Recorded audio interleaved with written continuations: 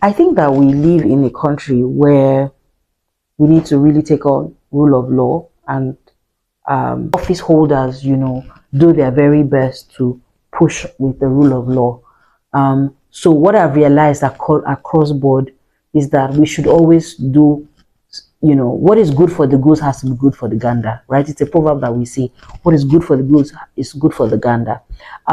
So there's been talks and rhetorics online about the recent airplane, abnormalities that have happened and the incidents. First with Kwam who is a Fuji musician, and then with another lady, Miss Emerson, who flew the Ibom Air, whilst Kwam flew Value Jet. Just reading the news and reading, comments and all of that, you can tell that there's a lot of disparity. So for Kwam, because he's popular, because everybody knows him in Nigeria, he got away with something that was ridiculously dangerous, carrying on to the plane liquid that isn't allowed. And then, of course, unruly behavior by the pilot, because if he hadn't dodged that plane, it could have ended his life and there would have been worse charges pressed. Yes, she was trying to do her job. Yes, he was holding up the plane. Yes, but you see, what we must always realize is two wrongs never making right. Never making right. And we must always, apply emotional intelligence in these matters and just in everyday issues. When someone hurts us or when someone wrongs us, must we retaliate in the very same way? Are there ways that we can work around it? These are issues that we must discuss. But let's move away from all of that. So Kwam, what did he do? He got away scot-free.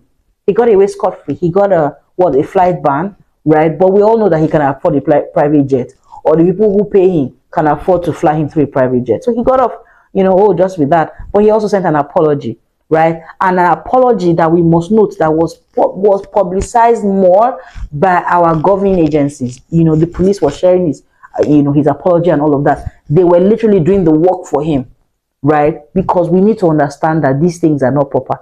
And then it happens to a common man who felt she was wronged, whatever the issues were, flight mode, don't put your phone on flight mode. She was unruly, she was all of that. She was detained on the flight and all of the things that we can say. But you see, what was most grievous? So yes, let us admit, she should have put off her phone if she was asked to. She shouldn't have been unruly if she was, right? But you know what was the most grievous sin? The most grievous sin was making her a ridicule in front of the millions of viewers of Nigerians who use social media every day. What was that? She was exposed. Whoever took that video had no rights to show her bosoms being opened down and being exposed.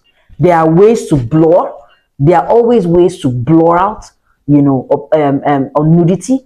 There are ways to give caveat to say this video. You can as well cut off that part of the video. But what was done? No, it wasn't done. And guess what? She now gets slapped on the wrist with a prison sentence, right? You see, we all live in Nigeria where justice doesn't get served that quickly. We work with domestic violence survivors who have had to wait years and years and years. We've work with rape survivors who've had to wait 7, 8 years to get justice. But this happens. Kwam gets away without any appearance in the police station. But this lady, who everybody's rightfully taking a Kwam too, it shows you how the ordinary man is treated in everyday Nigeria. And so she gets a prison sentence. Nobody's apologizing for the nudity that her body has been used for. And now we hear that the Minister of Aviation has come up with resolutions of getting her off prison. But see where it becomes interesting. Guess what? Kwam, do you remember Kwam, the Fuji artist?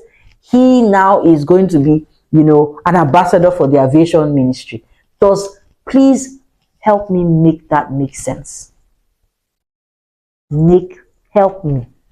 How does that make sense? Make it make sense. So he's going to be an ambassador to tell people what? Oh, don't do this because I did it and I got away with it. What's his story? Okay, he's popular. He's a celebrity. So he's going to say, don't do this. But people are going to look at him and say, because you see, he's pointing and telling us not to do this. But people are like, but you did it and you got away with it. Why should I listen to you? What's the moral of that story? What's the moral of the story is that people who have money and influence get away with everything. get away with rubbish. And we need to understand that women's lives are not to be played with, women's lives are not to be toyed with. Women's lives matter, and their bodies are not objects of shame. Let's stop using women's bodies as bodies of shame. Let's stop making women second-class citizens in their own countries.